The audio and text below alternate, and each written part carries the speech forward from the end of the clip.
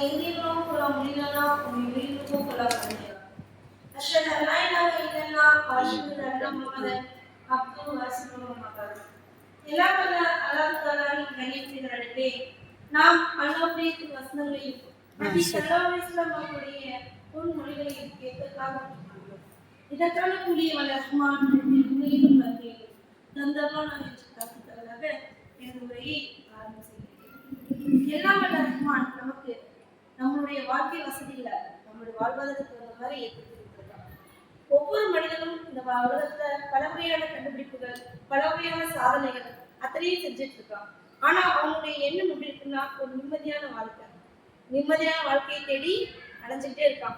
ஒவ்வொரு மனிதனுக்குள்ளேயும் ஒரு நிம்மதியான வாழ்வு வேணும். என்னதான் சாதனை செஞ்சாலும், என்னதான் நம்மளுடைய வாழ்க்கையில அச்சீவ்மெண்ட் நிறைவேற்றினாலும், என்னதான் நம்மளுடைய பல கோடீஸ்வரர் நாங்கள் பணங்களை சம்பாதிச்சாலும், நிறைய செல்வத்தை சம்பாதிச்சாலும் அவனுடைய எதிர்பார்ப்பு இருக்கு, நிம்மதியான வாழ்க்கை அப்படின்னு எதிர்பார்க்கிறான். அவன் நிம்மதியான வாழ்வை தேடி அவனுடைய பயணம் எதை நோக்கி போகுதுன்னு பார்த்தா தேடலாம். அவனுடைய தேடுதல் விதியில் இஸ்லாத்தின் அடிப்படையில் தங்களுடைய வாழ்க்கையை கொண்டு போறாங்க. நிறைய பேர் நம்ம பார்க்கறோமா இல்லையா, ஒரு பரம்பரை முஸ்லீம்கள், பரம்பரையா முஸ்லீம், என்னுடைய தாய் தகப்பன் முஸ்லீம், என்னுடைய தாய் தகப்பனுடைய தாய் தகப்பன் முஸ்லீம். நாம் வழி வழியாக என்ன பண்றோம், ஒரு முஸ்லீம் சமுதாயமாக பிறந்து வாழ்ந்ததால் நம்ம முஸ்லீம் சமுதாயமாக இருக்கிறோம். ஆனா இடப்பட்ட இடத்துல நிம்மதியான வாழ்வு வேணும், நான் நிறைய அச்சீவ்மெண்ட் பண்ணிட்டேன் ஆனாலும் எனக்கு நிம்மதி இல்லை, ஏதோ ஒரு வாழ்க்கையினுடைய தேடுதல் என்கிட்ட இருக்கு அப்படின்னு தேடிட்டு என்ன பண்றாங்க, ஒவ்வொரு மதத்தை பற்றியும் ஆராய்றாங்க. இஸ்லாத்தை பற்றி ஆராய்றாங்க, கிறிஸ்டினை பத்தி, கிறிஸ்தவத்தை பத்தி ஆராய்றாங்க. எல்லா மதத்தையும் ஆராய்ச்சி இறுதியில் என்ன பண்றாங்க, இஸ்லாத்தை பத்தி ஆராய்ச்சிட்டு இஸ்லாம் தான் நல்ல கொள்கை, இஸ்லாத்தை ஏற்றுக்குவோம் அப்படின்னு என்ன பண்றாங்க. நிறைய பேர் இஸ்லாத்தின் பக்கம் வரக்கூடியதை நம்ம கண்டிப்பா பார்க்கிறோம். நம்ம யாரையும் வற்புறுத்தி கூப்பிடுறது கிடையாது. அவர்களாகவே குர்ஆனை ஓதி அந்த குர்ஆனில் சொல்லக்கூடிய சட்டத்திட்டங்கள் அனைத்துமே ஏற்புடையதா இருக்கு அப்படிங்கிற ஒரே காரணத்துக்காக என்ன பண்றாங்க, இஸ்லாத்தின் பக்கம் வரக்கூடிய மக்களாக நம்ம என்ன பண்றோம், நிறைய பேர்த்த பார்க்கக்கூடியவங்களா இருக்கும். அதுல நிறைய வெளிநாடுகள்ல பாக்குறோம், நிறைய பேர் வேலைக்காக இங்க இருந்து போறாங்க இல்லையா. அவங்க போகும்போது அங்க இருக்கக்கூடிய இஸ்லாமிய நாட்டுடைய சூழ்நிலை, அங்க இருக்கக்கூடிய எல்லா விஷயங்களையும் பார்த்து நிறைய பேர் அங்க இருக்கக்கூடிய மக்கள் இங்க இருந்து போனவங்கல்ல சில பேர் என்ன பண்ணிடுறாங்க, இஸ்லாத்தை ஏற்று வந்திருக்காங்க இல்லைங்களா. நம்ம நிறைய விஷயங்கள்ல பார்க்கும்போது நமக்கு தெரியுது. அப்போ ஒரு இஸ்லாமியாக பிறப்பது பெரிய பாக்கியம். பிறப்பிலே நம்ம அல்லாஹ் நம்ம என்ன பண்ணியிருக்கோம், நம்ம இஸ்லாத்தை தேட சொல்லல, உங்களுடைய வாழ்க்கை நெறி என்னன்னு தேடி கண்டுபிடிச்சு அதன் அடிப்படையில் உங்களுடைய வாழ்க்கையை அமைச்சு கொள்ளுங்க. நல்லா நமக்கு அந்த இஸ்லாத்தை கொடுக்கல, ஆனா அல்லாஹ் நம்மளுடைய பிறப்பிலேயே அல்லாஹ் நீ ஒரு இஸ்லாமியா வாழ்ந்து ஒரு இஸ்லாமியாவை மந்திக்கணும் அப்படின்னு ஒரு எண்ணத்துல அல்லாஹ் நம்மளுக்கு ஒரு நேரிய வழியை கொடுத்துருக்காங்க. அதுவும் இல்லாம நிறைய பேர் எத்தனையோ கொள்கைகள் இருக்காங்க, இஸ்லாத்துல பிறந்துட்டு எத்தனையோ கொள்கையை சார்ந்தவங்க வாழ்ந்துட்டு இருக்காங்க. ஆனா அல்லாஹ் நமக்கு என்ன பண்ணிருக்கான், ஏரிய கொள்கையான ஓரிரை கொள்கையை பின்பற்றக்கூடிய கொள்கையை நம்ம கொடுத்துருக்கோம். நாயிலாக முகமது ரசூலுல்லாஹ் அப்படின்னு சொல்லக்கூடிய ஓரிரை கொள்கையை பின்பற்றக்கூடிய ஒரு தன்மையை அல்லாஹ் நமக்கு கொடுத்துருக்கான். அப்ப என்ன, நம்ம ஃபர்ஸ்ட் ஒன்று விளைவிக்கணும், அல்லாஹ் நம்மளுக்கு எவ்வளவு பெரிய ஒரு நேர்வழி அல்லாஹ் நமக்கு கொடுத்துருக்கான், நாம் அதன் அடிப்படையில் செயல்படணும் அப்படிங்கிறத நாம் தெளிவாக புரிஞ்சு வச்சுக்கணும். அடுத்ததாக நாம் இஸ்லாமிய மரியாதை அல்லாஹ் தஆலா நம்முடைய திருமறை குர்ஆன்ல சொல்றார், ஒரு இஸ்லாமியர்கள் எப்படி இருக்கணும், ஒரு முஃமின் சொல்லக்கூடியவங்களுடைய பண்புகள் எந்த விதத்துல இருக்கணும் அப்படின்னு அல்லாஹ் தஆலா சொல்லியிருக்கார். எப்படி யுக்மினூன பில்லாஹி வல் யௌமில் ஆகிர், அவர்கள் ஈமான் கொண்டவர்கள், அதாவது இறை நம்பிக்கை கொண்டவர்கள் அல்லாஹ்வையும் மறுமை நாளையும் நம்புவார்கள். யஅமுருன பில் மஅரூஃப் வ யன்ஹவுன அனில் முன்கர், நன்மை ஏவுவார்கள் தீமை தடுப்பார்கள். யுஸாரிஊன ஃபில் கைராத், நன்மையின் பக்கம் விரைந்து செல்லக்கூடியவங்களாக இருப்பாங்க அப்படின்னு ஒரு இடத்துல அல்லாஹ் தன்னுடைய திருமறை குர்ஆன்ல சொல்லி காட்டுறாங்க. அப்போ அந்த இடத்துல என்ன சொல்லி காட்டுறான், தன்னுடைய 3வது அத்தியாயத்துல இந்த வசனத்தை சொல்லி காட்டும் போது அதுல ஃபர்ஸ்ட் அல்லாஹ் என்ன சொல்றான், நீங்க என்ன நம்பணும், மறுமை நாளை நம்பணும். அடுத்ததான் உங்களுடைய பண்பு என்ன, உனக்கு எது நன்மைன்னு சொல்லப்பட்டுச்சோ அதை மற்றவர்களுக்கு எடுத்து சொல்லணும், உனக்கு தீமைன்னு எது சொல்லப்பட்டுச்சோ அதை மற்றவர்களுக்கு எடுத்து சொல்லி அந்த தீமையை தடுக்கணும். 2வது நன்மை எது சொல்லப்பட்டுச்சோ அதன் பக்கம் விரைந்து சொல்லணும். இதுதான் நன்மை அப்படின்னு உங்களுக்கு சொல்லப்படுதா, அதை உடனே செயல்படுத்த முன் வரணும் இல்லைங்களா? அதுதான் உன்னுடைய பண்பாக அல்லாஹ் தஆலா தன்னுடைய திருமறை குர்ஆன்ல சொல்லிட்டாங்க. அப்போ எத்தனை பேர் அந்த பண்பை செயல்படுத்துறாங்க பாத்தீங்களா இல்லையா? அதாவது ஃபர்ஸ்ட் எடுத்துக்கோமே, நாம் அல்லாஹ் நிஜமலே நம்ம முஃமினா இருக்கிறதுனால கண்டிப்பா நம்ம என்ன பண்றோம், அல்லாஹ்வை நாம் முழுக்க நம்புறோம். யாருமே நான் அல்லாஹ் நம்ப மாட்டேன்னு சொல்ல மாட்டாங்க. நாம அல்லாஹ்வை நம்புறோம். ஒரு ஷிர்க்வாதியா இருந்தா கூட தர்காவுக்கு போய் தர்காவிடம் தன்னுடைய பிரார்த்தனை கேட்கக்கூடியவராக இருந்தா கூட அல்லாஹ்வை நம்புறேன் அப்படிங்கிறத சொல்லணும். அப்போ அல்லாஹ்வை நம்புவது தலையாய கடமை, அதை ஏத்துக்கிறாங்க. அடுத்து மறுமை நாள், இறுதி நாளை என்ன பண்றாங்க, அனைவரும் நம்புறாங்க.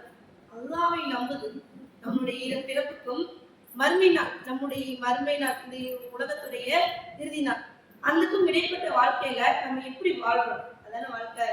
அதனால அல்லாஹ் என்ன பண்றான், நம்மளுக்கு கணக்கெடுக்கிறான். ஒரு மனிதன் தன்னுடைய பிறப்புக்கும் இறப்புக்கும் மத்தியில எப்படி வாழ்றான் அப்படிங்கிறதுனால, அப்போ நாம் சரியான அடிப்படையில நம்முடைய வாழ்க்கையை கொண்டு போனோமா, இஸ்லாமிய அடிப்படையில நம்முடைய வாழ்க்கைய சரியான அடிப்படையில கொண்டு போனோமா அப்படிங்கிறத என்னது பார்க்கணும். நம்மளுடைய பண்புகள், நாம் செய்யக்கூடிய செயல்கள் அனைத்துமே இஸ்லாத்தின் அடிப்படையில் இருக்குதா அப்படிங்கிறது தான் முதல். அல்லாஹ் தஆலா தன்னுடைய திருமறை குர்ஆன்ல சொல்லும்போது, ஒரு முஃமின்களுக்கு, இறை நம்பிக்கையாளர்களுக்கு ஃபர்ஸ்ட் உள்ளது தொழுகையை பேணுவாங்க. அல்லதீன ஸலாத்தையும் ஹாஃபிலூன், அவர்கள் தொழுகையை பேணுவார்கள். தொழுகை பேணக்கூடிய மக்கள் இருக்காங்களா? ஒரு முஸ்லீம்னு சொல்றாங்க. நாங்க என்ன பண்றோம், இஸ்லாத்தை பின்பற்றுறோம், அல்லாஹ்வை நாங்க நம்புறோம், அல்லாஹ்வை முழுக்க நம்பி நாங்க வாழ்றோம், மறுமையை நம்புறோம். மறுமையில் அல்லாஹ் தஆலா நம்ம கபருக்குரிய கொண்டு வச்சோன்னே திரும்பவும் அல்லாஹ் தஆலா மறுமை நாள்ல எழுப்பி கேள்வி கணக்கு கேட்பான் அப்படிங்கிறதையும் நாங்க நம்புறோம். சரி, நம்புறீங்க. அப்போ அதுக்குரிய தயாரான நிலைமையில என்ன இருக்காங்களா? கண்டிப்பா கிடையாது. இப்போ நம்ம என்ன பண்றோம், ரம்ஜான் மாசத்தை முடிச்சுட்டு அடுத்த மாசத்துல இருக்கோம் இல்லைங்களா? இப்போ ரம்ஜான்ல தொழுத மாதிரி நம்முடைய தொழுகைகள் இருக்குதா? ரம்ஜான் மாசத்தில் நாம் செய்த இபாதத்து மாதிரி நம்மளுடைய தொழுகைகள் இருக்குதா? அதே மாதிரி இருக்க வேண்டாம், பாதியாச்சு இருக்கணுமா இல்லையா? எத்தனை பேர் கைவேலை தொழுகை தொழுகிறாங்க இல்லைங்களா? நம்ம ரம்ஜான் மாசத்துல 20 தொழுகணும், எப்படா வரும்னு பள்ளி வாசத்துல அப்படியே அடிச்சு கட்டிட்டு நம்ம தொழுதோம். இடம் இல்லாட்டினா அடிச்சு கட்டிட்டு நம்ம தொழுதோம். எப்படா நைட் 2 மணி ஆகும்னு லாஸ்ட் 10 நாள் லைலத்துல் கத்ர் இரவு அடைஞ்சே தீரணும் வைராக்கியத்தோட 10 நாள் தொடர்ந்து நம்ம தொழுதோம். என்னது நன்மைன்னு பார்க்கணும். எனக்கு நன்மை வேணும், மறுமை நாளைக்கு எனக்கு நன்மை வேணும். இறைவன் மறுமை நாளை விசாரிக்கும் போது என் கை ஒண்ணு இல்லாம இருக்கக்கூடாது, நன்மையோட போய் அல்லாஹ்வை நான் சந்திக்கணும் அப்படிங்கிற எண்ணம் அனைத்து முஸ்லிம்களுக்கும் இருக்கா இல்லையா? அந்த ஒரு மாதத்தில் இருக்கக்கூடிய எண்ணம் மீதி 11 மாதமும் எப்படி கிடையாது இல்லைங்களா? எத்தனை பேர் இந்த ஒரு மாதம் சொல்ற 50 தொழுகையை சொல்லாம இருக்காங்க? எத்தனை பேர் ஃபஜ்ர் தொழுகை இருக்கிறாங்க? நம்ம நோம்பைக்கும் போது ஃபஜ்ர் தொழுகை தொழுதுட்டு தான் படுப்போம் இல்லைங்களா? சகர் பண்ணிட்டு ஃபஜ்ர் தொழுகை தொழுதுட்டு படுப்போம். எத்தனை பேர் ஃபஜ்ர் தொழுகைக்கு எதிர்க்கிறாங்க? எத்தனை பேர் இரவு தொழுகைக்கு எதிர்க்கிறாங்க இல்லைங்களா? அப்போ பார்க்கணும் நம்மளுடைய இதை என்னது, இஸ்லாமியோட பண்புகள்னா ரம்ஜான் மாதம் மட்டும் நான் இஸ்லாம் கிடையாது, ரம்ஜான் மாதம் மட்டும் தொழுகை கிடையாது, ரம்ஜான் மாதம் மட்டும் அல்லாஹ் தஆலா கணக்கெடுக்க போறது கிடையாது, ரம்ஜான் மாதம் மட்டும் நமக்கு நல்ல நன்மை தர போறது கிடையாது. மற்ற மாதங்களை விட ரம்ஜான் மாதம் சிறப்பான மாதம். நான் அதாவது அல்லாஹ் தஆலா என்ன சொல்றான், ரம்ஜான் மாதத்துக்கு நான் கூலி வழங்குவேன், நான் யாருக்கு எவ்வளவு கூலி வழங்குவேன்னு நான் என்ன நினைக்கிறேன் நான் அள்ளி கொடுப்பேன் நல்லா தஆலா சொல்றேன். ஆனா மற்ற மாதங்கள்ல நீ தொழுதான் நன்மை இல்லைங்களா? குர்ஆன் ஓதுனா அல்லாஹ் தஆலா என்ன பண்றான், ஒரு வார்த்தைக்கு ஒரு எழுத்துக்கு 10 நன்மை, அலிஃப்னு ஓது 10 நன்மை, அலிஃப் லாம் மீம் ஓது 10 நன்மை. அல்லாஹ் தஆலா சொல்றானா இல்லையா? அப்போ ரம்ஜான் மாதம் மட்டும்தான் நான் ஒரு குர்ஆனையும் முடிப்பேன், 2 குர்ஆனையும் முடிப்பேன், 3 குர்ஆனையும் முடிப்பேன் சொல்லிட்டு இருக்க முடியுமா? ஓதுங்க, ஒரு 2 ஆயத்து, ஒரு ஆயத்து மனசார தொடர்ந்து செய்யணும். ஒரு விஷயத்தை என்ன பண்ணணும், அல்லாஹ்வாக நம்ம செய்யணும்னு சொன்னா அந்த விஷயத்தை தொடர்ந்து செய்யணும். ஏன்னா அல்லாஹ்வுக்கு மிகவும் விருப்பமான செயல் எதுன்னு கேட்டா அல்லாஹ் தஆலா சொல்றா, அல்லாஹ்வுக்கு மிகவும் விருப்பம் சொல்லி காட்டும்போது அல்லாஹ்வுக்கு மிகவும் விருப்பம் சொன்னா ஒரு செயலை தொடர்ந்து செய்யணும். அல்லாஹ்வுக்காக செய்யணும். நான் அல்லாஹ்வுக்காக நான் 2 ரக்காத் தொழுகிறேன் அப்படின்னா தொடர்ந்து நம்ம செய்யணும். நான் அல்லாஹ்வுக்காக நான் ஒரு ஐன் ஓதுறேன், ஒரு 10 வருஷம் அந்த அடிக்கு நான் ஓதுறேன், தொடர்ந்து செய்யணும். அல்லாஹ் மிகவும் விரும்புறான், என்னுடைய அடியார் அப்படி என்ன பண்றா, நம்ம மீது அப்படி ஒரு பாசத்தை வச்சிருக்கோம். அந்த தொடர்ந்து செய்யக்கூடிய அமல்களுக்கு அல்லாஹ் தஆலா நன்மை கொடுக்குறான். நாம் செய்யக்கூடிய அமல்களுக்கும் நன்மை, தொடர்ந்து செய்யணுமா இல்லையா? அல்லாஹ்வுக்கு விருப்பமான செய்யறவங்களுக்கும் நன்மை. இப்ப எவ்வளவு பெரிய நன்மை அல்லாஹ் தஆலா ஏற்படுத்தி கொடுக்குறான். நம்ம ரம்லான் மாதம் மாதிரியே ஒரே மாசத்துல ஒரு குர்ஆன், 2 குர்ஆன், 3 குர்ஆன் முடிக்க தேவையே கிடையாது. தினைக்கும் ஒரு 5 வசனம், ஒரு 3 வசனம் நம்மளுக்கு முடிஞ்ச அளவுக்கு குர்ஆன் ஓதலாமா இல்லையா? ரம்லான் மாதம் மட்டும்தான் குர்ஆன் எடுத்து ஓதணும் கிடையாது. எப்படி நம்ம தொழுகையை ரம்லான் மாதம் மட்டும்தான் பேணணும்னு ஒரு சட்டத்தை வச்சிருக்காங்களோ, அதே மாதிரி ரம்லான் மாதம் மட்டும்தான் குர்ஆன் ஓதணும் அப்படின்னு ஒரு சட்டத்தை வச்சிருக்காங்க இல்லைங்களா? அப்போ குர்ஆன் என்ன பண்ணணும்? எல்லா இடத்துலயுமே ஓதணும். சொல்லாத ரசூல்லா, சொல்லாத வீடு கபிரிஸ்தானுக்கு சமம், கபர்களுக்கு சமம், மண்ணறைகளுக்கு சமம் சொல்றாங்களா? அப்ப தொழாத வீட்டுல 11 மாசம் மண்ணறையில இருந்து 1 மாசம் வீடா இருக்கா? 11 மாசமும் தொழாம மண்ணறையே ஆக்கிட்டு அந்த 1 மாசம் மட்டும் நம்ம வீடா வச்சுக்கிறோமா? யோசிக்கணும். தொழாத வீடு அல்லாஹ் மண்ணறைன்னு சொல்றான். அப்படிங்கும் போது அந்த இடத்துல நம்ம என்ன பண்ணணும்? நம்ம வீட்டு மண்ணறையாவா வச்சிருக்கோம், வீடு எவ்வளவு அழகா கட்டியிருக்கோம், லட்சக்கணக்கில் போட்டு இருக்கிற நகையெல்லாம் விற்று எவ்வளோ பெருசாக வீடை கட்டி வச்சிருக்கோம். எனக்கு சுத்தம் பண்ணுறோம், வீட்டில் லைட்டாக ஏதாச்சும் கிராச் வந்துட்டு அதுக்கு வேலை என்ன வேலையோ அதை பார்க்குறோம், வருஷத்துக்கு சுண்ணாம்பு அடிக்கிறோம், நம்ம வீட்டை எவ்வளோ பராமரிக்கிறோம். ஆனால் தொழாத வீட்டு அல்லாதல என்ன பண்ணுறான்? மண்ணறையும் சொல்லுங்கள். அப்போ இந்த இடத்துல தொழுகை இல்லைன்னா அது வீடே கிடையாது. அதை மக்கள் என்ன பண்ணுறது கிடையாது முழுமையாக. நான் முஸ்லீம்னா என்ன? அல்லாஹ் சொன்ன அடிப்படையில தங்களுடைய பண்புகளை வளர்க்கிறவங்க தான் முஸ்லீம். அப்படி அல்லாஹ் சொன்னபடி தங்களுடைய வாழ்க்கையை அமைத்துக் கொள்ளாதவர்கள் முஸ்லீம்களே கிடையாது. அதுதான் நம்முடைய இஸ்லாம் தெளிவா சொல்லுது. நீங்க ஒரு முஸ்லீம்னா அல்லாஹ்வுடைய சட்டத்திட்டங்களை அப்படியே கடைபிடித்து நடக்கிறவங்க தான் முஸ்லீம். இல்லைன்னா அது முஸ்லீமே கிடையாது. அடுத்ததான் அல்லாஹ் தஆலா என்ன சொல்றான்? முஸ்லிம்கள் வீணானதை புறக்கணிப்பார்கள். வீணானது என்ன? ஒரே வசனத்தை அல்லாஹ் சொல்றான், வீணானதை புறக்கணிப்பார்கள். வீணானது என்ன? நிறைய விஷயங்கள் சொல்லலாம். மற்றவர்களை பற்றி அவதூறு பேசுறது, மற்றவர்களை பத்தி புறம் பேசுறது, மற்றவர்களை பற்றி தேவையில்லாத விஷயங்களை பேசுறது, மற்றவர்களுக்கு அநியாயம் செய்யுது. இது எல்லா விஷயங்களையும் என்ன பண்ணிடலாம்? அந்த ஒரே வார்த்தையில் செஞ்சிடும். வீணானதை புறக்கணிப்பார்கள்.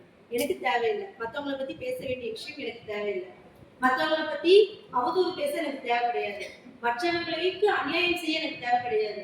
இப்படி அனைத்து விஷயங்களையுமே புறக்கணிப்பது ஒரு முஸ்லிமுடைய பண்பு இல்லைங்களா? எத்தனை பேர் அந்த மாதிரி பண்றோம்? யாரும் பண்றது கிடையாது. ஒரு வீட்டுல ஒருத்தவங்களை பற்றி ஒரு செய்தி வருதுன்னு சொன்னா அதை அப்படியே இக்னோர் பண்ணிட்டு போயிட்டே இருக்கணும். அது உண்மையா பொய்யா எனக்கு தெரியல, எதுக்கு அதை பரப்பணும் இல்லைங்களா? நமக்கு அது ஒரு செய்தி உண்மையா தெரியல, அதுதான் வாழும். எனக்கு தெரியல, செய்தி நம்மகிட்ட வந்துச்சா ஒண்ணு அவங்ககிட்ட நேரடியா போய் கேட்கணும். முடியல, இதெல்லாம் ஒரு நாகரிகமான தன்மை கிடையாது, நேரடியா போய் கேட்கறதே நாகரிக தன்மை கிடையாது. அப்படிங்கும் போது என்ன பண்ணிடணும்? அதை அப்படியே மறந்துடணும். எனக்கு அது தேவையில்லாத விஷயம். என் குடும்பம், என்னுடைய குடும்பத்தை தாண்டி ஒரு விஷயம் எனக்கு தெரியும், அது என்னோட குடும்பத்தை பாதிக்கப்படுறது கிடையாது, என்ன பாதிக்கப்படுறது கிடையாது, என்னுடைய குடும்பத்தை பாதிக்கப்படுறது கிடையாது, என் பிள்ளைகளை பாதிக்கப்படுறது கிடையாது. அப்படிங்கும் போது அந்த விஷயத்தை பற்றி பேசுறதுக்கு எனக்கு முக்கியத்துவம் கொடுக்கணும் இல்லைங்களா? அதுல நம்ம கவனமா இருக்கணுமா இல்லையா? எத்தனை பேர் அந்த கவனமா இருக்கும்? ஒரு செய்தி வந்துருந்துச்சுன்னா அதை பற்றி பேசுறதுக்கு மக்கள் எவ்வளவு ஆர்வமா இருக்கும். இப்படி நடந்துச்சான். ஒரு வீட்டுல ஒரு விஷயங்கிறது பல வீடா போகும்போது 10 விஷயமா போகுது. நடக்காததெல்லாம் நடந்த மாதிரி என்ன பண்றாங்க? பேச ஆரம்பிச்சிடுறாங்க. புறங்கிறத தாண்டி என்ன ஆயிடுச்சு? அவதூறுங்கிற இடத்துக்கு போயிடுச்சு, அடுத்த இடத்துக்கு போயிடுச்சு. அப்ப என்ன பண்ணணும்? நீங்கள் இந்த மாதிரி ஒரு விஷயங்கள் அனைத்தையும் என்ன பண்ணணும்? தகுந்துக்கணும் இல்லையா? அல்ல திரும்ப சொல்றேன்னா இல்லையா? புறம்பேசி குறை கூறுகிறவர்களுக்கும் கேடுதான். கேடு ஒவ்வொருத்தவங்களுக்கும் கேடு. புறம் பேசுறவங்க ஒவ்வொருத்தவங்களும் கேடு. இன்னொரு இடத்துல நான் சொல்லி கட்டுறேன்னா இல்லையா? உங்க சகோதரனுடைய மாமிசத்தை சாப்பிடுவீங்களா? மாட்டுக்கறி மாதிரி வாங்கி உங்களுடைய சகோதர மனுஷனோட கரையை திங்க முடியுமா? ஒரு மனுஷனால எவ்வளவு அசிங்கம், எவ்வளவு ஒரு குமட்டல் சொல்லும் போதே நம்மளுக்கு அவ்வளவு வருது. ஆனால் புறம் பேசுறதுக்கு அந்த ஒரு உதாரணத்தை அல்லாஹ் தன்னுடைய சொல்லிக்காரு. ஒரு மனித மாமிசத்தை சாப்பிட முடியுமா? உன்னுடைய சகோதரனுடைய இறைச்சியை சாப்பிடுவியா? அப்போ அந்த புறம் பேசுறது என்பது அதான், உன்னுடைய சகோதரனுடைய இறைச்சி சாப்பிடுவதற்கு சமம் அப்படின்னு அல்லாஹ் தஆலா சொல்றாங்க. அப்ப நம்ம எவ்வளவு தெளிவாக இருக்கணும் இல்லைங்களா? நம்ம எதனாலும் பேசிட்டு போயிடலாம், 4 விஷயம் தானே, சுவாரஸ்யமா இருக்கு, நேரம் பார்த்து தெரிய மாட்டேங்குது. அவ சொல்றா, நாங்களாம் போய் கேட்கணும், நான் தேடி போவேன், என்ன தேடி விஷயம் வருது சொல்லணும். அவளை பத்தி எதுக்கு பேசுற, உன் விஷயம் உன் குடும்பத்தை பத்தி பேசு, நான் என் குடும்பத்தை பத்தி பேசுறேன். இல்லையா வா, இந்த பயம் நடந்துச்சு அதை பத்தி பேசலாம். நீ குரான் ஓதுனியா, தொழுதியா, வா நாட்டு நடப்பு எவ்வளவோ இருக்கு, வா அரசியலை பத்தி பேசலாம். இல்லையா விட்டுட்டு இன்டர்நேஷனல் அரசியலை பத்தி பேசலாம். உலக நாட்டுல போர் நடக்குதாங்க, வா அதை பத்தி பேசலாம். பேசலாங்கல்ல, உலகத்தில் பேசுறதுல தடையில்லாத விஷயங்கள் நிறைய இருக்கு. இதற்காக மற்ற குடும்பங்களை பற்றி புறம் பேசுறது, மற்ற பெண்களை பற்றி அவதூறு பேசுறது நல்லா விளக்கிக்கணும். அவர்கள் பாதிக்கப்பட்டாங்கன்னு வச்சுக்கோங்க, பாதிக்கப்பட்ட துவாவிற்கு அல்லாஹ் தஆலா உடனடி பதிலளிக்கு. உண்மையில விசாரிச்சவங்க மோதலடையவங்கள ஒரு இடத்துக்கு அனுப்புவாங்க அலுவலரா. அந்த இடத்துக்கு அனுப்பும்போது அந்த இடத்துல வந்து அனுப்புறதுக்கு முன்னாடி ரசூலுல்லாஹ் மோதலடையவங்களை கூட்டி சொல்றாங்க, அநியாயம், அதாவது ஒருத்தவங்களுக்கு அநியாயம் இழைக்காது. நீங்க அநியாயம் இழைச்சிட்டேன்னு சொன்னா அந்த அநீதி இழைத்தவர்கள் கேட்கக்கூடிய துவாவிற்கும் அல்லாஹ்வுக்கும் மத்தியில எந்த திரையுமே இல்லை. கேட்கக்கூடிய துவாவிற்கும் அல்லாஹ்வுக்கும் மத்தியில எந்த திரையும் இல்லை. அதெல்லாம் டைரக்டா பதில் இருக்குது. அதனால நம்ம சும்மா சொல்றோம், நம்ம ஒருத்தவங்க புறம் பேசுறதுனால என்ன நடக்க போகுது, மனசு கஷ்டப்படுறாங்க, வாங்க அழுகுறாங்க, என்னை பத்தி இப்படி பேசுறாங்களே, நான் செஞ்சதை அவங்க பார்த்தாங்களா, இந்த உட்கார்ந்து நான் அழுது யாரும் என்னை பேசுறவங்களுக்குலாம் நீ பதிலடிக்கணும்னு ஒரு துவா கேட்டாங்கன்னு சொன்னா அவ்வளவுதான். அந்த துவாவிற்கும் அல்லாஹ்வுக்கும் மத்தியில எந்த திரையும் கிடையாது. அல்லாஹ் தஆலா உடனடி பதில் கொடுக்குறான். அந்த அளவிற்கு அல்லாஹ் தஆலா அந்த துவாவிற்கு, அந்த அநீதி இழைக்கப்பட்டவங்களுடைய துவாவிற்கு இது பாரு. நம்ம நினைக்கிறோம் ஒரு 4 பேர் உட்கார்ந்து பேசுறதுனால என்ன இருக்க போகுது, வாசல் நின்று பேசுறோம், வீட்டுக்காரியை பத்தி பேசுறோம், இது பேசுறதுனால அவளும் பாதிக்கப்படக்கூடாது, நம்மளும் பாதிக்கப்படக்கூடாது அப்படின்னு நினைக்கிறோம். அது அவங்க காதுக்கு போகும்போது அவங்க அதை வந்து பெருசா எடுத்துக்காமலும் மனசு ஏன் என்னை பத்தி பேசுறாங்க, நான் அவங்கள பத்தியே பேசுறேன், எதுக்கு என்னை பத்தி பேசுறாங்க அப்படின்னு ஒரு சின்ன இது பண்ணப்போ நம்மளுக்கு ஒரு தீமையை வந்தாங்க. புறம் பேசுறது தப்பு, ஆனா இது ரெண்டாவது எங்க போகுது, அந்த பெண்ணுடைய அந்த பெண்ணுக்கு அநீதி வகையில போயிருக்கு. பெண்ணோ ஆணோ யாரை பத்தி பேசுறோமோ அவர்களுக்கு அநீதி இழைத்தவர்களாக ஆகியிருக்காங்க. அதுல கொஞ்சம் தெளிவா இருக்கணுமா இல்லையா? உண்மையே இல்லை. உமரலியர்கள் ஆட்சி காலத்துல சாதிக்கு ஆபியப்பாஸ் அவங்களுடைய தொழுகையை குறை சொல்லி மக்கள் ஒரு சில பேர் சொல்றாங்க, அப்படின்னா அவருக்கு ஒழுங்கா தொலை வைக்க மாட்டேங்கிறாரு அப்படிங்கிற மாதிரி வந்து குறை சொல்றாங்க. உடனே உமரலியவங்க சாதனையவங்க கூப்பிட்டு கேட்கிறாரு, என்னப்பா அவரை பத்தி ஒரு குறை சொல்றாரு, அப்படி உன்னை வந்து சரியா தொலை வைக்க மாட்டேங்கிறாமே, தொழுகை முறையெல்லாம் தப்பா வைக்கிறியாமே, என்னப்பா அப்படின்னு கேட்கும்போது எல்லாமே சத்தியமா நான் அப்படிலாம் வைக்கிறேன். முதல் கயத்துல எப்பயும் போல நல்லா நீட்டி முழுமையான சூறா தொழுவது நீட்டி வைப்பேன். ரெண்டாவது கயத்துல அதை விட கம்மியா தான் நான் தொலை வைப்பேன்.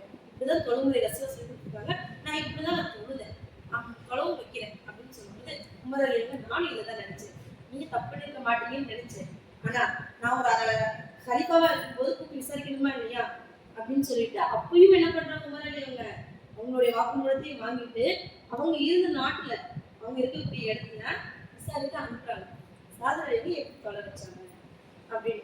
உடனே எல்லா இடத்துலயுமே விசாரிக்கிறாங்க.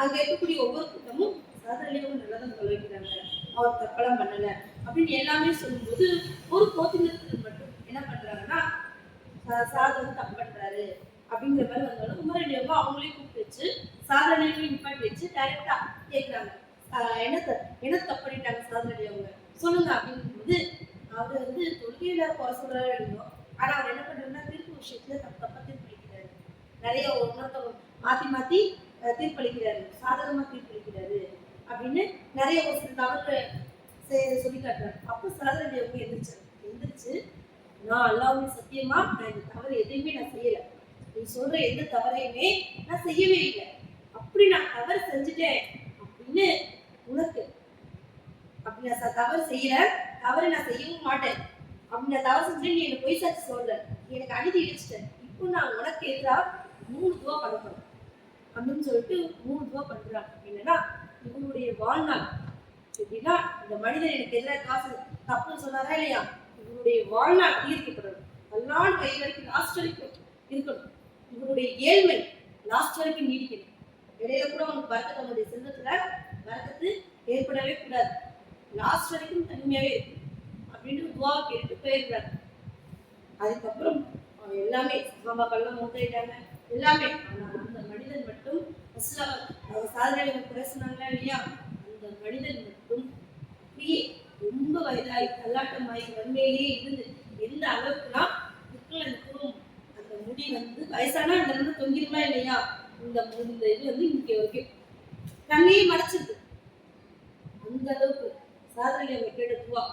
நான் தப்பு பண்ணிருந்தா அல்லாஹ் என்னுடைய 3 துவாவுக்கும் பதிலளிப்பான்னு சொன்னாங்களா இல்லையா? மறுமையில் லாஸ்ட் வரைக்கும் மறுமையில நடக்கும்போது சொல்றாங்க, அதுக்கு பின்னாடி அந்த அறிவிப்பாளர்கள் சொல்றாங்க, இந்த மனிதர் லாஸ்ட் வரைக்கும் மிகவும் தள்ளாட, ரொம்ப தள்ளாம வயசுல தான் மரணிக்கிறாராம். எந்த அளவுக்கு நடப்பாராமா, ஏத்த மாதிரி யாராலும் தெரியாது, பெண்கள் வராங்க ஆண்கள். ஏன்னா அவங்களுடைய கண் தெரியாம போயிடுச்சு. அவங்களுடைய கண்ணுமே பார்த்தா கண்ணு கூட தெரியாது. இந்த பூர்வம் அந்த அளவுக்கு இங்க வரைக்கும் தொங்குற அளவுக்கு வயசாயிடும். அந்த அளவுக்கு தள்ளாமை வளர்க்கும் நோக்காது. அப்போ ஒன்னே ஒண்ணுதான், இந்த இடத்துல என்ன பார்க்கணும், நீங்க இழைக்கப்பட்டவர்களுடைய துவாவுக்கு அல்லாஹ் தஆலா பதிலளிக்கிறார். ஃபர்ஸ்ட்ல சொன்னாங்களா இல்லையா, எந்த திரையுமே கிடையாது, அவங்களுக்கும் அல்லாஹ்வுக்கும் மத்தியில எந்த திரையுமே கிடையாதுன்னு போது அந்த அநீதி இழைக்கப்பட்டவர்களுடைய துவாவுக்கு நம்ம அஞ்சுக்கணும். நம்ம சொல்றோம், நான் தொழுகிறேன், நோன்பு வைக்கிறேன், ஜகாத் கொடுக்குறேன், எல்லா விஷயத்தையும் நான் பேசுறேன். இந்த மாதிரி ஒரு சின்ன சின்ன தவறுகள் இருந்துச்சுன்னா ஒண்ணுமே பண்ண முடியாது. மறுமையில போய் ஒரு அடியானை பத்தி நமக்கு குறை பேசி இது ஜாலியா இருக்கு, 4 ஃப்ரெண்ட்ஷிப் சேர்ந்துட்டோம், ஒரு 5ஆவதா ஒருத்தி பேசிட்டோம், இல்ல பக்கத்து வீட்டுக்காரி பத்தி பேசிட்டோம், 4 பேர் வாசல்ல உட்காந்துக்கிட்டு அவளை தெரியுமா இல்லாத ஒருத்தி பத்தி பேசிட்டோம், இல்ல நம்ம சொந்தங்கள்லயே நம்மளுடைய நாட்டினாங்களை பத்தி இருக்குதோ இல்லையோ அதை போய் இன்னொருத்தவங்களை பத்தி குறை சொல்றோம். இதெல்லாம் என்ன தவறு இல்லையா? புறம் பேசுறத போய் செய்யணும், அவதூறு போய் செய்யணும். அவங்கள்ட்ட இருந்ததை பேசுறீங்கன்னா புறம், இல்லாத பேசுறீங்கன்னா அவதூறு இல்லையா? அப்ப அந்த புறத்துக்கு நம்ம அஞ்சிக்கணும். பெண்களாகினா அதிகமா என்ன பண்ணணும், புறத்துக்கு அஞ்சிக்கணும். ஏன்னா நம்ம ரொம்ப சலசலமா என்ன பண்ணிடணும், ஒரு பெண்களை ஜட்ஜ்மெண்ட் பண்ணிடணும். அவங்க செய்யாத ஒண்ணை செஞ்சுனா ஒருத்தவங்க சொல்றாங்க, அது மறுவி வந்து வேற மாதிரி இருந்தது. எந்த அளவுக்குன்னா அவங்க மாமியாவை ஏற்றி பேசிட்டாலான்னு ஒரு வார்த்தை, எப்படின்னா அவங்க மாமியாவே அடிச்சுக்கிட்டு வீட்டை விட்டு துரத்திக்கிட்டாங்க, இப்படி மாதிரி இருந்தது இல்லைங்களா? அந்த மருமகள் மாமியாரை ஏற்றி பேசுறது கண்ணால் பார்க்கல, அது யாரோ ஒருத்தவங்க சொன்ன ஒரு விஷயம். ஆனா இது ஒருத்தவங்கள்ட்ட மாதிரி அதே சுவாரஸ்யமா இருக்கணுமே இல்லையா? 4 பேர் நம்ம பேச்சை கேட்கணும்னா கொஞ்சம் காலம் எல்லாமே இருந்தா தானே 4 பேர் அப்படியா அப்படின்னு கேட்பாங்க. அப்போ ஒரு லைன் கதைய ஒரு பெரிய கதையா சொன்னாதான் உட்காந்து 4 பேர் கேட்பாங்க. அப்படிங்கும் போது என்ன பண்றாங்க, கொஞ்சம் சுவாரஸ்யமா இருக்கட்டுமே, கண்ணால பார்த்த மாதிரி அவங்களுக்கே இன்னொருத்தவங்க தான் சொல்லியிருப்பாங்க, ஆனா அது கண்ணால பார்த்த மாதிரி ஒரு பெரிய கதையா உட்கார்ந்து பிடிக்கிறாங்களா இல்லையா? இன்னுமே என்னது மிகப்பெரிய பாவம். உட்கார்ந்து பிடிக்கிறது அவதூறு கேட்டகரியில தான் போய் சேரும். இல்லாதவங்க சொல்லிட்டு பரப்பிட்டு இருக்காங்களா இல்லையா, அவதூறா போகும். ரசூலுல்லாஹ் மேரேஜ் பயணத்துல என்ன பண்றாங்க, நரகத்தை சுத்தி காட்டுவாங்களா இல்லையா? அப்போ சில பேருடைய நகங்கள் இருக்குங்களா இல்லையா, சில பேர் ஒரு கூட்டம் உட்கார்ந்து, அந்த கூட்டத்துல இந்த நகங்கள் இருக்கா, நகங்கள் அவங்க நிலையில எப்படி இருக்குன்னா செம்பு மாதிரி நீளமா இருக்கும். பார்த்து என்ன பண்ணுவாங்க, அவங்களுடைய உடம்பையும் கண்ணையும் பார்த்து உடம்புல ஃபுல்லா அப்படி பண்ணி ரத்தம் கிடப்பாங்க. இந்த மக்கள் இப்படி பண்ணிக்கிறாங்க அப்படிங்கும் போது ஜிப்ரீல் அலைஹிஸ்ஸலாம் அவங்க சொல்லுவாங்க, அவங்க இந்த உலகத்துல வாழும்போது மற்றவங்களை பார்த்து புறம் பேசி அவதூறு பேசி பிரிஞ்சிட்டு இருந்தாங்க. ஆனா மறுமையில உங்களுக்கு இப்படி ஒரு தண்டனை அப்படின்னு மேரேஜ் பயணத்துல ரசூலுல்லாஹ்வுக்கு நரகம் எடுத்து காட்டப்படும் போது அந்த புறம் பேசுபவர்களுக்கு அப்படி ஒரு தண்டனை எடுத்து விளைக்கணுமா இல்லையா? நம்ம இஸ்லாத்தின் அடிப்படையில வாழ்றோம், வைக்கிறோம், எவ்வளவோ தர்ம காரியங்கள் பண்றோம், பள்ளிவாசலுக்கு நிதி கேட்கிறாங்க கொடுக்குறோம், வாசல்ல 4 பேர் வந்துட்டாங்க, முடிஞ்ச அளவுக்கு நம்மளால உதவி செய்யறோம், சொந்தத்துல யாரும் கஷ்டப்படுறாங்க செய்யறோம், எல்லாம் ஓகே. ஆனா நம்மள்ட்ட இருக்கக்கூடிய சின்ன சின்ன குறைகள்னால அந்த நன்மைகள் அனைத்துமே என்ன அழிச்சு போயிருமா இல்லையா? நீங்க நிறைய பயான்ல கேட்டுருக்கலாம் இல்லையா? தன்னுடைய தோழர்களுக்கு மத்தியில அமைஞ்சு உட்கார்ந்துட்டு இருக்கும் போது அந்த இடத்துல என்ன பண்ணுவாங்க, அந்த நபி தோழர்கள்ட்ட முஃப்லீஸ்னா யாருன்னு கேட்பாங்க இல்லைங்களா?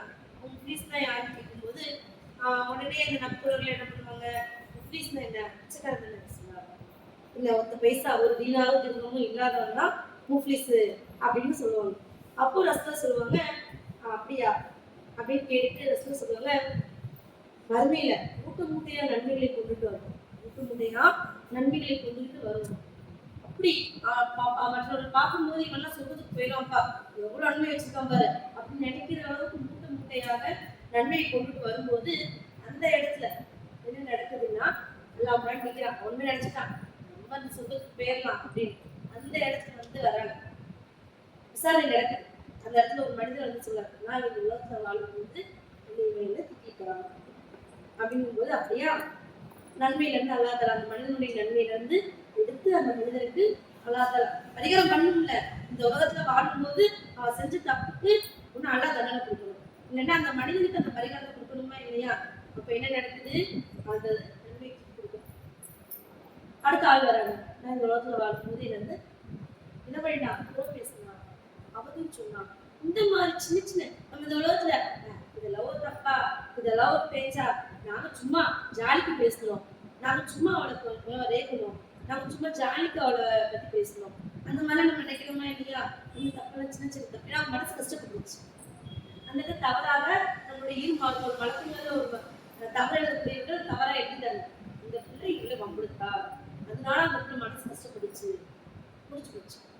தவறா எழுதப்பட்டுக்கா மறுமையில பதில் சொல்லிட்டாங்க. அப்படிங்கும்போது அந்த இடத்துல ஒவ்வொரு மனிதர்கள் வந்துகிட்டே இருக்காங்க, அடிச்சுட்டான், திட்டான், முதல் பேசிட்டான், புறம் பேசிட்டான், என்னை வந்து குணம் இந்த மாதிரிலாம் இந்த உலகத்துல வாழ்க்கை பேசிட்டான்னு வரக்கூடியவர்கள் வந்து கொண்டே இருக்கிறாங்க. ஆனா முட்டையா கொண்டு வந்தாரா இல்லையா, அத்தனை நன்மையும் அவனுக்கு என்ன ஆயிடுது, முழுமையாக தீர்ந்து போயிருக்கு. அந்த முழுமையாக தீர்ந்து போனோடனே நல்லா பாக்குறான், நன்மை தீர்ந்துச்சா, சரிப்பா வந்து கம்ப்ளைண்ட் பண்றவங்க தீரல, ஒன்று தீமை இருக்கா, உன்னுடைய பாவம் இருக்கா இல்லையா அப்படின்னு அவர்கள்ட்ட இருந்து பாவத்தை கொள்ளும் கொஞ்சம் கொஞ்சமா கொடுத்து அவங்களுடைய பாவம் அதிகமாயிருக்கு. எந்த அளவிற்கு நன்மை முட்டையை கொண்டு வந்தாலும் அதை விட அதிகமான பாவங்களை சொன்னது அதான் அவன் என்ன பண்றான், முகம் கூட நரகத்தை தூக்கி எறிகிறான். அப்ப இந்த இடத்துல ரசூல் சொல்றாங்க, ஒரு நன்மை கூட இல்லாம நரகத்தை போய் விழுந்தானா இல்லையா, இவன் தான் முஃப்லிஸ்.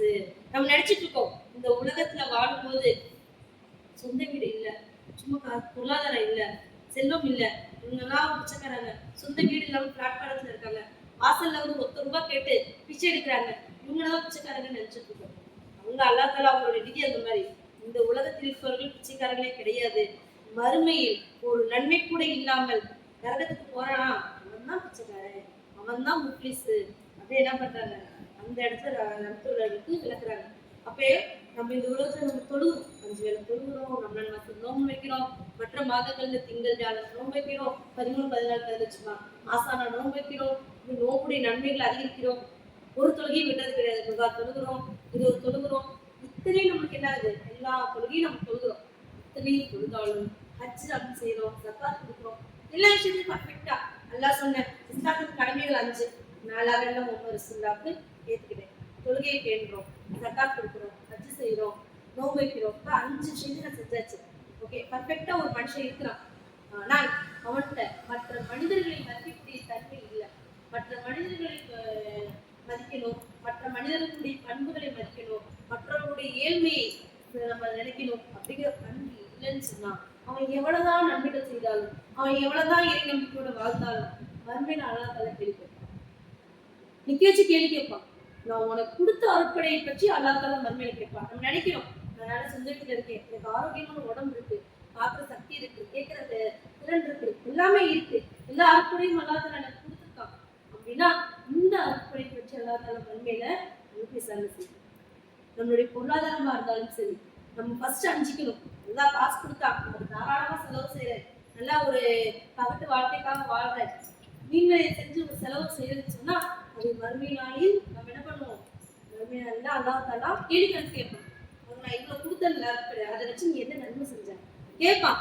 ஒரு சம்பவம் எல்லாத்துக்குமே நினைப்பிருக்கும், ஏன்னா என்ன பயந்து கேட்டுருக்கீங்க. என்னன்னா ஒரு மறுமை நாள் அல்லாஹ் தஆலா ஒரு மனிதர் கொண்டு வருவாங்க. எப்படின்னா அந்த மனிதர் போர்க்களத்துல போர் புரிஞ்சு சகிதான கொண்டது முன்னாடி நிற்பட்டும் போது அல்லாஹ் தஆலா அவர்கிட்ட அவனுக்கு இந்த அருட்படையெல்லாம் கொடுத்துட்டு நீ என்னப்பா பண்ண, எனக்காக நீ என்ன பண்ண இந்த உலகத்துல வாழும்போது அப்படிங்கும்போது அந்த மனிதர் சொல்றது, நல்லா உனக்காக தான் போர் புரிஞ்சேன், உனக்காக தான் போர் புரிஞ்சு நான் ஷஹீதாய் வந்து நிற்கிறேன், உனக்காக தான் உன் இஸ்லாத்தை காப்பாற்றுறதுக்காக தான் நான் போர் புரிஞ்சேன் அப்படிங்கும்போது அந்த இடத்துல அல்லாஹ் தஆலா என்ன சொல்றேன்னா, நீ எனக்காக போர் புரியல, நீ இந்த உலகத்துல வாழும்போது உங்க பெரிய போர் வீரர், உன்ன மாதிரி யாருமே போர் வீரர் இருக்க முடியாது அப்படின்னு அந்த பேரும் புகழுக்காக என்ன பண்ண போர் புரிஞ்ச. நீ அதை என்ன பண்ண இந்த உலகத்துல வாழும் போதே எதற்காக போர் புரிஞ்சாயோ அதற்காக அதனுடைய பலனை இந்த உலகத்தையே அனுபவிச்சுட்டேன். ஒரு 4 பேர் போர் வீரன், 4 பேர் நல்ல திறமைசாலின்னு சொல்ற அளவுக்கு நீ அந்த போர் புரிஞ்சியா இல்லையா? அதனுடைய பலனை நீ அங்கேயே அனுபவிச்சுட்ட. எனக்காக நீ எதுவுமே செய்யல அப்படின்னு அல்லாஹ் என்ன பண்றான்? அவரை முகப்புற நரகத்துக்கு வீசுறான். அப்ப இந்த உலகத்துல அருட்கொடையை பற்றி அல்லாஹ் கேள்வி கேட்பான். நீங்க நம்ம நினைக்கிறோம் நல்லா பொருளாதாரத்துல இருக்காங்க, நல்லா அருட்கொடையில இருக்காங்க. அருட்கொடை இருப்பது நமக்கு சோதனை. நல்லா நான் வாழ்றேனாலும் இதனை பற்றி அல்லாத மர்மையை விசாரிப்பான். அது கரெக்டான கணக்கு. நம்ம நினைச்சிட்டு இருக்கோம் இந்த உலகத்துல வாழும்போது நம்ம இப்போ நிறைய சம்பாதிக்கும் போது ஜிஎஸ்டி கட்டுறோம், இன்கம் டேக்ஸ் சரி கட்டணும், கரெக்டா சொத்து பத்தி விவரம்லாம் கரெக்டா இருக்கணும் அப்படின்னு நினைக்கிறோமா இல்லையா? அல்லாஹ் தானே அந்த ஒன்று வச்சுக்க ஆரம்பத்திலே நான் உங்களோட அருட்கொடை கொடுக்குறேன், அந்த அருட்கொடை பற்றி மறுமையில விசாரிப்பேன். நான் கொடுத்த அருட்கொடை வச்சு நீங்க என்னெல்லாம் நன்மை செஞ்சோம் அதை பத்தி அல்லாஹ் தானே மறுமையில விசாரிப்பான். ஒரு வருமானம் உங்களுக்கு வருதா, அந்த வருமானத்தின் மூலமா நீ எடுத்து வாழ்ந்த அது ஒரு சிறு பகுதியை எனக்காக என்ன செஞ்சிருந்தா அல்லது நம்ம அதை பத்தி சிந்திக்கிறதே கிடையாது. நல்லா நம்ம வாழணும், நம்ம பிள்ளைகள் சிரமம் இல்லாம வாழணும், நம்ம பிள்ளைகள் நல்லா வளர்ந்து அவர்களுக்கு நகை சேர்க்கணும். இப்போ பொம்பளை பிள்ளையா இருந்தா நகை சேர்க்கணும், ஆம்பளை பிள்ளையா இருந்தா நல்லா படிக்க வச்சு நல்ல வேலையை உட்கார வைக்கணும், எவ்வளவு பணம் கொடுத்தா வாங்கி கொடுத்தணும் வேலையை. இந்த மாதிரி நம்மளுடைய மென்டாலிட்டி இருக்கு இல்லைங்களா? வறுமைக்கு ஓகே, இந்த உலக வாழ்க்கைக்கு ஓகே, மறுமைக்கு நம்ம என்ன சேர்த்து வச்சோம்? மீனுடைய பண்புகள் எனக்கு இருக்குன்னு சொல்றோமா இல்லையா? அது ஒண்ணு சாதிக்கணும் ஹைரா, நன்மையின் பக்கம் விரைந்து வாழும்னு அல்லாஹ் தஆலா சொல்றோம். அப்ப நன்மையின் பக்கம் நீங்க தர்மம் செய்யுங்க, அல்லாஹ்வுக்காக எல்லா அமல்களையும் செய்யுங்க அப்படின்னு அல்லாஹ் தஆலா சொல்லும்போது நாம் அல்லாஹ் தஆலா கொடுத்த அருட்கொடையில என்ன அல்லாஹ்வுக்காக செஞ்சோம் யோசிக்கணும். இது நாள் வரைக்கும் நம்ம யோசிக்காம விட்டுருக்கலாம். இனிமேல் என்ன பண்ணணும்? யோசிக்கணும். என்ன செஞ்சோம்? நமக்கு இருக்கக்கூடிய விஷயத்துல அல்லாஹ் தஆலா கொடுத்த விஷயத்துல என்ன செஞ்சோம் அப்படிங்கிறத யோசிக்கணும். தர்ம காரியங்களை நான் ஆரம்பத்திலேயே சொல்லியிருக்கேன். தர்மம் என்பது நம் கை கொண்டு செய்யணும். தன்னுடைய பணத்தை எடுத்துக்கொண்டு செய்யறது தர்மம் தான். ஏன்னா நீங்க எடுத்துக்கிறதுக்கு நன்மை அல்லாஹ் தஆலா கொடுப்பான் இல்லைங்களா? உங்களுடைய கை காசு, உங்களுக்கும் போட்ட நகைகள், உங்களுக்குன்னு கையில கொடுக்குறது நம்ம நீங்க வச்சு உன் செலவுக்கு வச்சுக்கோ அப்படின்னு கொடுக்கக்கூடிய பணத்துல இருந்து தர்மம் செய்ய உண்மையான நன்மை. எனக்கு 1000 ரூபாய் கிடைக்குது, இந்த 1000 ரூபாய் வந்து என்னால முடிஞ்சது 200 ரூபாய் நான் தர்மம் செய்வேன், உண்மையான நன்மை. நீங்க நீ பள்ளிவாசலுக்கு நிதி வேணும்னு கேட்டோன்னு எல்லாத்தையும் கேட்டு வாங்கி கொடுக்குறீங்க. உங்களுடைய கணவன், உங்களுடைய மாமியார், நாத்தனார் பள்ளிவாசல் கட்ட நிதி கேட்கிறாங்க அப்படின்னு எல்லாத்தையும் வாங்கி கொடுக்குறீங்க. அதற்குரிய நன்மை சிறு நன்மை கிடைக்கும். இல்லை வாங்கி கொடுக்குறோமா இல்லையா? ஆனா அந்த பணத்தை கொடுத்த முழுமையான நன்மை யாருக்கு கிடைக்கும்? கொடுத்தவங்களுக்கு தானே கிடைக்கும். வாங்கி கொடுத்த நன்மை நமக்கு, கொடுத்தவங்களுக்கு அந்த நன்மை. அதேதான் நம்முடைய கணவனுடைய காசு. நம்ம நினைக்கலாம் கணவனோட காசு என் காசு தானே, ஆனா உழைச்சது அவங்க தானே, அது அவங்க பணம் தானே. அதை ஃபர்ஸ்ட் நீங்க நினைக்கணும். உங்க பணம் நம்ம பணம் தான், செலவு பண்ணலாம் தான். ஆனால் நன்மையும் வரும்போது அவர் உழைத்த பணம் நாம் எடுத்து கொடுக்கக்கூடிய நன்மை தான் அல்லாஹ் தஆலா தருவானே ஒழிய முழுமையான நன்மை நமக்கு தரமாட்டான். முழுமையான நன்மை எப்ப தருவான்? நம்ம போய் வெளியில போய் சம்பாதிக்கணும்ல இல்லை, உங்களுக்கு உங்க செலவுக்குன்னு கை கொடுக்குறாங்களா? இந்த 1000 நான் உன்கிட்ட கேட்க மாட்டேன், உங்க செலவுக்கு நீ வச்சுக்கோ. உங்களுடைய அம்மா அப்பா அவங்களை பார்க்க வரும்போது இந்தமா ஒரு 500 வச்சுக்கோமா, ஏதாச்சும் வாங்கிக்கோமா. உங்களுடைய அண்ணன் தம்பி அவங்களை பார்க்க வரும்போது இந்தாக்கா வச்சுக்கோ, இந்தமா ஏதாச்சும் வாங்கிக்கோ தங்கச்சி அப்படின்னு கொடுத்துட்டு போறாங்களா? அந்த பணத்தை என்ன பண்ணுவீங்க? சும்மா காசு எடுத்து வைப்பீங்களா? நகை வாங்குவோம், சேலை வாங்குவோம், இந்த பிள்ளைங்களுக்காக செலவழிப்போம் இல்லையா? இன்னும் ஏதாச்சும் கட்டத்துல ஒரு இக்கட்டான ஒரு சூழ்நிலை வந்தா தேடி எடுத்துட்டு அந்த பணத்தை செலவழிப்போம் இல்லைங்களா? அந்த பணத்தை கல்விக்காக கொடுங்க. அந்த பணத்தை உங்களுடைய சொந்தத்துல கஷ்டப்படுறாங்களா தூக்கி கொடுங்க. கல்விக்காக கஷ்டப்படுறாங்களா தூக்கி கொடுங்க. குடும்ப பொருளாதாரத்துக்காக கொடுங்க. சாப்பாடுக்காக கஷ்டப்படுறாங்களா அந்த பணத்தை கொடுங்க. உதவி செய்யுங்க. பெண்களாக நாம் நம்ம இந்த உலகத்துக்காக வாழ்றோம். யாரும் மறுமைக்காக யாருமே என்ன பண்றது கிடையாது, வாழ்றது கிடையாது. கேட்கக்கூடியா எல்லா பிள்ளைகளை வளர்க்கிற முறையும் அல்லாஹ் தஆலா மறுமையை கேட்பாங்க. அவங்களையும் நல்ல அடிப்படையில வளர்க்கணும். பிள்ளைகளுக்கு செல்வம் இல்லாம போகக்கூடாது. அதையும் நம்முடைய இஸ்லாம் என்ன சொல்லுது? குழந்தைகளை கையேறி விடும்படி விட்டுட்டு போகாதீங்க, அவங்களுக்கும் செல்வத்தை சேர்த்து வைங்கன்னு தான் நம்முடைய இஸ்லாம் சொல்லுது. எல்லாத்தையுமே நம்முடைய இஸ்லாம் கரெக்டா தான் இருக்கு. ஆனா நம்ம என்ன பண்றோம்? இதெல்லாம் நம்ம செய்யறோம். பிள்ளைகளை சரியான அடிப்படையில வளர்க்குறோம், அவங்களுக்கு தர வேண்டிய செல்வங்களை கொடுத்துறோம். ஆனா நமக்கு நேரமா இல்லையா? நாளைக்கு மறுமையில போய் நின்றுக்கிட்டு நான் என் குடும்பத்துக்காக வாழ்ந்தேன், என் குடும்பத்துக்காகவே நான் உழைச்சேன், என் குடும்பத்துக்காகவே நான் சேர்ந்தேன், என் குடும்பத்துக்காகவே எல்லாம் பண்ணினேன் அப்படிங்கும் போது அல்லாஹ் தஆலா என்ன கேட்பான்? உனக்குன்னு என்ன செஞ்சேன்? உனக்குன்னு மறுமை வாழ்க்கை என்ன செஞ்சேன்? நம்மளுடைய சுய பரிசோதனை ஒண்ணு இருக்கா இல்லையா? அது கஞ்சிக்கணும். நான் மறுமை நாளைக்கு எல்லாமே இது கடமை. என் பிள்ளையை வளர்க்கறது இது எல்லாமே அல்லாஹ் கொடுத்த கடமைகள். பிள்ளைகளுக்கு சொத்து சேர்க்கறது எல்லாமே கடமை நம்ம நிறைவேற்றணும். நமக்குன்னு மறுமையில நமக்குன்னு ஒரு சொந்தத்துக்கு ஒரு இடம் வேணுமா இல்லையா? நாளைக்கு என்ன மறுமை நாள்ல நம்மளுடைய பிள்ளைகள் வந்தோ, நம்மளுடைய கணவன்மார்கள் வந்தோ, இல்ல நம்முடைய நம்மை பெற்ற தாய் தகப்பன் வந்து காப்பாற்றுவாங்களா? கண்டிப்பா கிடையாது. மறுமையினுடைய நிலையை அல்லாஹ்தால சொல்லி காட்டும் போது நம்முடைய உறவினர்கள், நம்முடைய தந்தை தாய், நம்முடைய சகோதரர்கள், நம்ம பெற்ற பிள்ளைகள் எல்லாமே இழந்து வருவாங்க. ஏன்னா அவங்களுடைய நிலைமையை மறுமை நாள்ல எப்படி இருக்குன்னு அவங்களால சொல்லிருக்க முடியாது. அப்படி இருக்கும்போது அப்ப நம்ம என்ன பண்றோம்? மறுமைக்காக கொஞ்சமாச்சு சேர்த்துக்கணும். நம்ம முஸ்லிம்களுடைய பண்பு தொழுகையை பெற்றோம். எல்லாமே முடிஞ்ச அளவுக்கு நம்ம தொழுகையை போடுறோம். தொழுகை மட்டும் போதுமா அப்படின்னு பார்த்தா, தொழுகை மட்டும் ஒரு மனிதனுக்கு மறுமைக்கு போதாது. நாம் செய்யக்கூடிய நல்ல அமல்கள் இருக்கு, தர்மம் செய்யணும். இன்னும் நம்மளுடைய வாய், அதாவது என்ன நம்சஸ்தலம் சொல்லுங்க, என்ன சொல்றாங்க? ஒரு மனிதன் சொர்க்கத்துக்கு உறுதியளிக்கிறேன் அப்படின்னு சொல்லும் போது அவங்க என்ன சொல்றாங்கன்னா, இந்த 2 தாடிகளுக்கு மத்தியில் உள்ள இந்த ஒன்றுக்கு நீங்க உறுதிமொழி அளிச்சா நாம் சொர்க்கத்துக்கு உறுதிமொழி அளிக்கிறேன் இல்லையா? நாம் நம்மளுடைய நாவை அடக்குனா சொர்க்கத்துக்கு போலாங்கிறது அந்த ஹதீஸ்ல இருக்கு. விளங்குறதுதான். அப்போ நம்ம பெண்களால நாவை அடக்க முடியாது. ஏதாச்சும் ஒரு சந்தர்ப்பத்துல யாரையாச்சும் பத்தி யாரையாச்சும் புறப்பேசி, யாரையாச்சும் புறம் பேசி, யாரையாச்சும் அவதூறு பேசி தீமைகள் சம்பாதிக்கக்கூடிய சூழ்நிலைகள் தான் அந்த உலகத்துல அதிகமா இருக்கு. அப்படிங்கும்போது நாம் என்ன பண்ணணும்? அதிகமான நன்மைகள் எங்க இருக்குன்னு தேடி தேடி போய் செய்ய ஆரம்பிக்கணும். வாழ்ந்தாச்சு இது வரைக்கும், நம்மளுடைய குடும்பத்துக்காக வாழ்ந்தாச்சு, எல்லாம் வாழ்ந்தாச்சு. இனிமேல் நன்மையின் பக்கம் என்ன பண்ணுங்க? தேட ஆரம்பிங்க. குடும்பம் வேணும். ஒரு பக்கம் குடும்பம் அது பாட்டு ஓடிட்டு இருக்கணும். இன்னொரு பக்கம் உங்களுடைய மறுமை வாழ்க்கையில பெண்களாகிய நாம் மறுமை வாழ்க்கைக்காக சேர்க்க ஆரம்பிக்கணும். நம்ம ஆண்கள் எடுத்துக்கலாம், ஒரு பக்கம் குடும்பம் ஒன்னாலும் ஒரு பக்கம் மறுமைக்காக அவங்க சேர்த்துட்டே போயிடுவாங்க. ரோட்ல போவாங்க, பசிக்குதுன்னு சொல்ல சாப்பிட கொடுத்து நன்மை சம்பாதிச்சு போயிட்டே இருப்பாங்க இல்லைங்களா? நம்மளால நல்லா பண்ண முடியுமா? டக்குன்னு நினைச்சுனா யோசிப்போம். இந்த 20 ரூபா, இந்த 100 ரூபாய் இருந்தா குடும்பத்துக்கு இந்த கறி ஒரு நாள் கறியை எடுத்துடலாம், ஒரு நாள் செலவை கரெக்ட் பண்ணிடலாமே, இந்த 20 ரூபாயை கொடுத்தா பிள்ளைங்களுக்கு சாயந்தரம் பிஸ்கெட் வாங்கி கொடுத்துடலாமே, டீ போட்டு கையில் கொடுத்துடலாமே. நம்மளுடைய மைண்ட் அப்படிதான் யோசிக்கும் இல்லைங்களா? நம்மளுடைய குடும்ப சூழ்நிலை அந்த மாதிரிதான் யோசிக்க வைக்கும். நம்ம கை கொண்டு அந்த காசு வர்றதுக்கு யோசிக்கும். அந்த பரிசுல இருந்து அந்த 1 பைசா எடுத்து கொடுக்கறதுக்கு என்ன பண்ணோம்? யோசிக்கும். ஆனா இப்ப உள்ள பெண்கள்லாம் ரொம்ப அழகாத்தான் என்ன பண்றாங்க? செலவழிக்கிறாங்க. மறுமை பற்றி பயம், இந்த உலகத்தை பற்றி அச்சம், மறுமை பற்றி பயம், பிற்காலத்தை பற்றி அச்சம் எதுவுமே கிடையாது அவங்களுக்குலாம். ஏன்னா நம்மளுடைய இஸ்லாமிய பெண்கள் அந்த அளவுக்கு மாறிக்கிட்டு வர்றாங்க. அது எதனால? இறையச்சம். இறையச்சம் என்பது நம்மளுடைய பெண்கள் மத்தியில அதிகமாக குறைஞ்சிட்டு வருது. அல்லாஹ் தன்னுடைய திருமணம் சொல்றான். இறை நம்பிக்கைகளுடைய பண்பாவே அல்லாஹ் தாலா சொல்லும்போது என்ன சொல்றான்னா, இத்தப்போ முக்மினல்லது இல்லை இதா தக்கரல்லா, அல்லாஹ்வை நினைவு கூறும்போது முக்மின்கள் முக்மின்கள் மத்தியில அல்லாஹ்வை பற்றி நினைவு கூறும்போது வஜிரத் குலூபுஹும், அவங்களுடைய உள்ளங்கள் நடுங்கும். அல்லாஹ்வை பத்தி சொல்லும்போது அல்லாஹ் மர்மையில பிடிப்பானே, அல்லாஹ் மர்மையில தண்டனை கொடுப்பானே, அவங்களுடைய உள்ளங்கள் நடுங்குங்கிறாங்க. அந்த வசனங்கள்ல வாசிக்கும் போது அவங்களுடைய உள்ளங்கள்லாம் எப்படி இருக்கும்? நடுங்கும், பயந்து நடுங்கிடும். அவனுடைய வேதனை, அவன் நம்ம மர்மையில நம்ம நரகத்தை தூக்கி எரிவானே, அதனுடைய நினைத்து அவங்களுடைய உள்ளங்கள் இப்ப எத்தனை பேர் பயானி கூட வர மாட்டேங்கிறாங்க.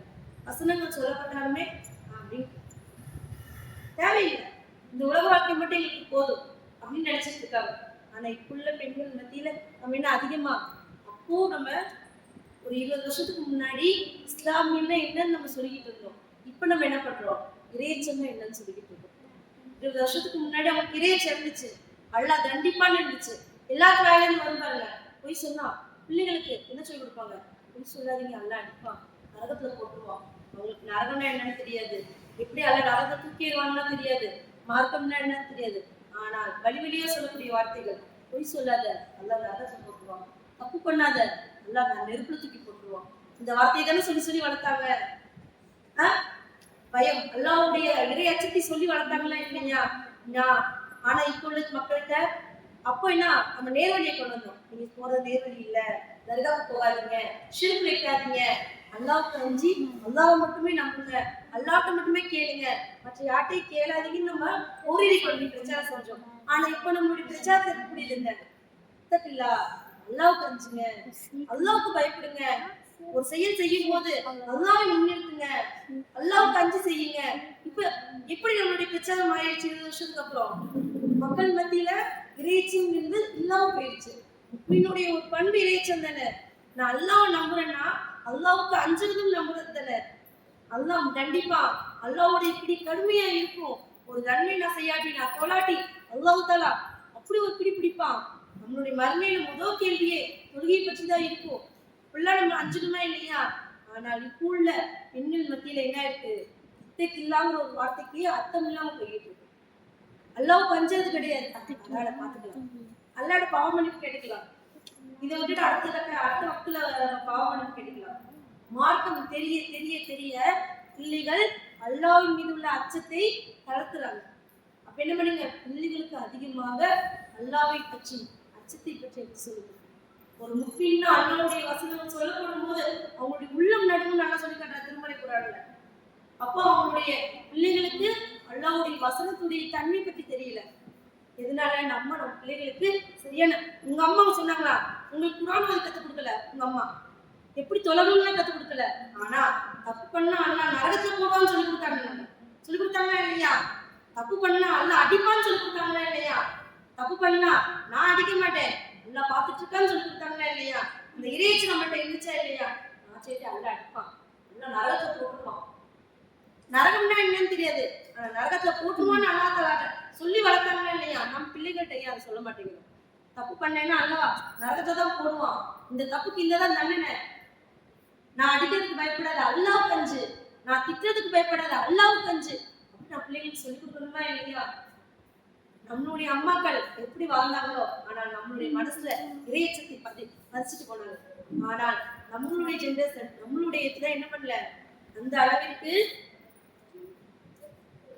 அளவிற்கு இறையச்சத்தை மக்கள் மத்தியில பரப்புறது கிடையாது. அதனால இன்ஷா அல்லாஹ் நம்ம அனைவரும் பிள்ளைகளுக்கு நம்ம குழந்தை வளர்ப்பு முறையில இதையும் பிள்ளைகளுக்கு எடுத்து சொல்லுங்க. நாம் இன்ஷா அல்லாஹ் அனைவரும் ஜன்னத்துல் ஃபிர்தௌஸ் சொல்வதை நாம் ஒருபோதும் பிரார்த்தித்தவர்களாக என்பதை உறுதி செய்கிறேன். அஸ்ஸலாமு அலைக்கும்.